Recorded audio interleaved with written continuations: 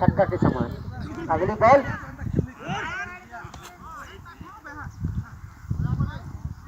दो बॉल, मात्र अब 4 बॉल रह गए हैं। अगली बॉल मोहन के लिए, कैच हो सकता है और आउट। मोहन को वापस पवेलियन की तरफ लौटना पड़ेगा।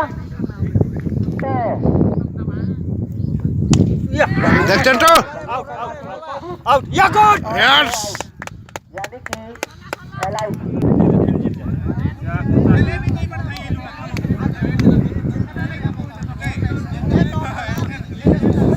बॉल को 7 रन की जरूरत है।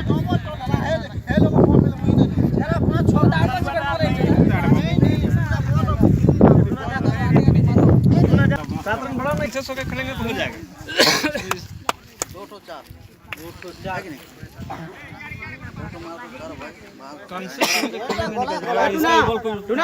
ये सुपर ओवर टीम का फाइनल जीवा गारंटी एकदम आराम से ये मैच जे जीतबा से आगा फाइनल जीवा गोटे खापुन हो 6 बॉल पे 7 रन की जरूरत। एकदम आराम से आवे दोनों बल्लेबाज केस पे मौजूद।